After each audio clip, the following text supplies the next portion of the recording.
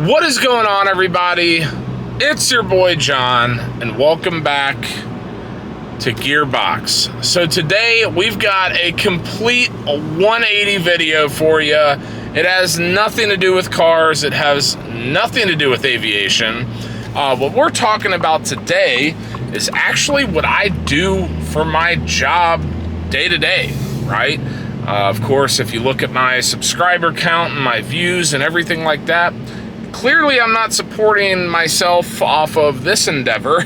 So let's talk a little bit about what I do with my profession. And this is a question that I've gotten a handful of times, and so I figured, you know what? Let's just go ahead and talk about it and, see where that goes. Now, before we get started, I do apologize if there's any background fan noise from the air conditioning in this truck. It is currently 105 degrees here in Greenville, South Carolina. And if you don't believe me, there we are. Read it and weep. It is hot as shit. So I'm not gonna sit in an oven with not having AC on, so you're just gonna have to bear with me.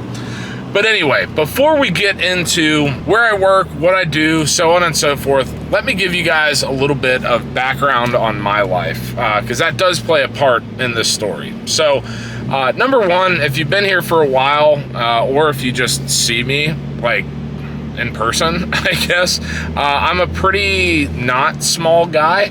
And the reason I bring that up is I did play Division I college football at a small D1 school called Furman University here in Greenville, South Carolina. Now, the reason that is important is ultimately a guy that I played with at Furman got me an interview at Net3, and as I like to say, the rest is history.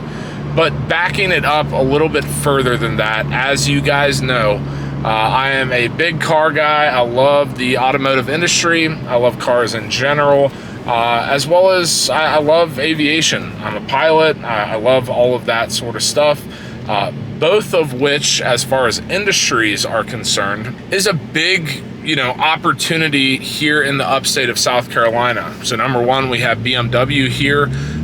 We, just fun fact, make all of the SUV BMWs here in Spartanburg specifically, but we also have Lockheed Martin. And as of a couple years ago, they transitioned all of the F-16 manufacturing to the Greenville location at Lockheed. As I was finishing up football and school and everything like that, I naturally gravitated towards those two companies in particular because they're both passions of mine. They're both big, well-known companies. I figured I could get in there and do some sort of like operations role or something like that, and just kind of plant my roots, I guess you could say, here in Greenville. Well, as I was interviewing for those jobs, like I said, a guy I played with was like, "Hey, John, you really need to come interview for this company that I've been working for called Net3. It's a sales role that's open. You're a good guy. You have a good personality, blah, blah, blah, whatever." And what I said to him was, I don't know, man, like Lockheed Martin, BMW, I don't know that I want to go work for some company that's not necessarily well known or anything like that, kind of a small mom and pop shop type of deal. I don't know that that's something I wanted to do. And I turned him down initially. Well, a couple days later, I then had the realization where I'm like, "John, you dumbass, you don't have a job offer. You have no reason or excuse or anything to turn down an interview because you're fresh out of college. You might as well just entertain it and see what happens." And so that's what I did. Ultimately interviewed, got the job, and I got the job offer from Lockheed and BMW as well, but for one reason or another, I was gravitated toward Net3 technology, and so here we are. Also, there's Chase Elliott's semi-truck driving by. Pretty cool. Anyway, so now that I am at Net3 and have been here for the last 6 years, really ever since I graduated college, let's talk about it a little bit. As a quick kind of elevator pitch type of deal, we are a private cloud service provider based in Greenville, South Carolina. We own and operate multiple data centers across the United States, and we primarily focus in backup disaster recovery, and cloud infrastructure as a service. Something important to point out, I had two things. One, I had zero technology background whatsoever. I had no idea what a tech company was or what they really did. I mean, obviously for face value I did, but no real tech background in general. But number two, when you get down to the nitty-gritty of it, I had not a freaking clue what Net3 was or where we specifically operated, I guess, in the tech market until I really started working for Net3. And on my part, that's probably bad. I probably should have done a little more research and whatever, but it is what it is, and clearly it's worked out in some way, shape, or form. So to put the elevator pitch in layman's terms, essentially what we do is we have our own private cloud. So think about an AWS, an Azure, a Google, or in really, really layman's terms, think about iCloud for your pictures or music or whatever. It's all the same thing. You have cloud storage to offload your data from your device into a cloud to keep that safe, to be able to recover in case your device no longer works or you lose your phone or whatever. Same thing applies here, but we're doing it obviously on a larger scale, being B2B with businesses anywhere from small mom and pop, type of operations, all the way up to publicly traded corporations and anything in between, all of which kind of centralizes itself, for lack of a better term, on the idea that all of this data that these companies have is sensitive and important to the operation of said business.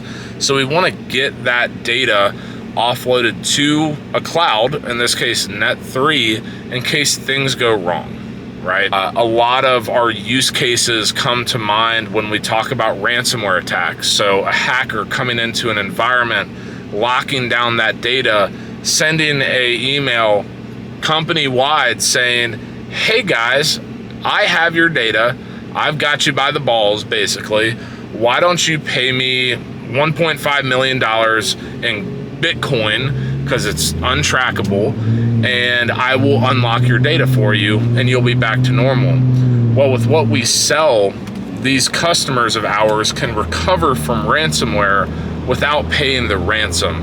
And this isn't necessarily a super unique concept necessarily. There's a lot of software and a lot of companies out there that do this, but of course we do it better as the sales guy in me. So let's talk about that as well, what my role is. So when I started with Net3, I started as a business development representative for, to dumb it down, I was a cold caller. I cold called, sent emails, did email campaigns, did a little bit of selling on LinkedIn, so on and so forth. And honestly, I enjoyed it. Sure, there's plenty of times when cold calling where people will tell you to go pound sand and never call me again. Or in one particular case, I had a guy tell me if I were selling oxygen and this guy was climbing Mount Everest and he ran out of oxygen, he would not buy from me. In other words, a very artistic way of saying go f*** yourself. That happens a lot in that role. After 6 months of me being a BDR or SDR, I moved into an account executive role. So essentially what I do now is I run the meetings, I close the deals, I, in some way, shape, or form, kind of architect the solution that we are going for with said prospect or customer, really alongside my sales engineer. But once that process is done, I'm also operating as an account manager. So keeping the customers that I've closed happy, doing upsells through them, making sure that our products and services are really living up to the standard that I sold them at, so on and so forth. And so I've been number one, I've been at Net3 as a company for about 6 years, probably a month and a half, 2 months. I've been in the AE role for about 5.5 years. And it's honestly been awesome, guys. I love where I work. I love the people I work with. I love what we sell.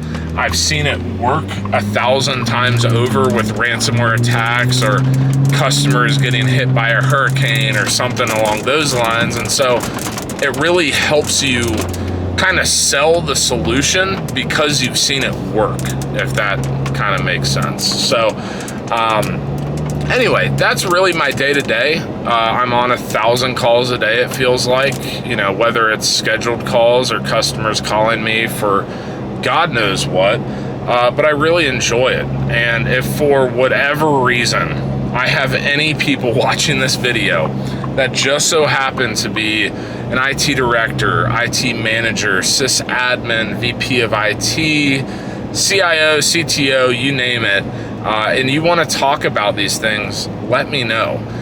There's a lot of different areas that we operate outside of backup, DR, and infrastructure as a service, mainly on the security side of things, but we do a lot.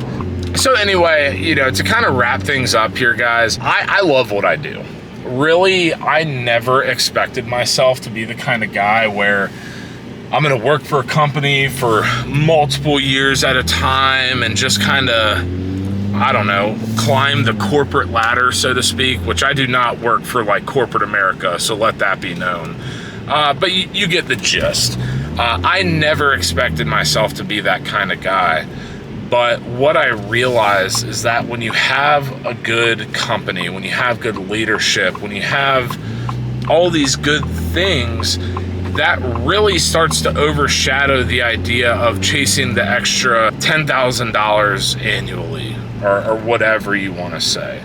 You know, I get paid well, I make good money, I enjoy coming into work. I genuinely can say I don't know that there's ever been a time that I've woken up on Monday morning and I'm just like, oh, work, you know? Like, sure, nothing's perfect. There's a lot of times where I'm like, there's quite a handful of things I'd rather be doing right now than doing this in that particular moment. But in general, it's been a great experience for me, and it's something that I'm very proud of with the book of business that I've built, as well as honestly helping build the company in a lot of ways. When I started, we were not a startup, but a startup in a lot of ways. And now we are a full-fledged company where, you know, when we start going out to conferences or just talking to people at a bar or something, and they're in IT, they're like, oh yeah, I've heard of you guys. I've run into you quite a few times. And it's like, cool.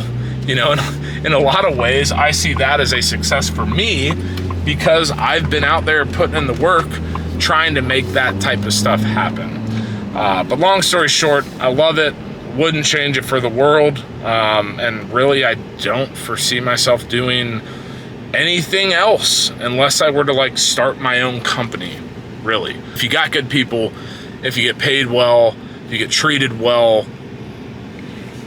what else is there really to look for? Anyway, guys, I hope that kind of clears up some of the questions on what I do for a living. If you have any questions, or maybe you're looking to go into that field, or in the very, very off chance that you, in fact, are someone in an IT department that is maybe looking for some of the services that we offer, drop them in the comment section down below. Anyway, I would love to help as much as I possibly can, so be vocal in the comments. If you like this video, maybe if you are in the tech industry yourself, give this video a big fat thumbs up, and as always, guys, hit subscribe, hit the notification bell. You know the drill. Until next time, peace.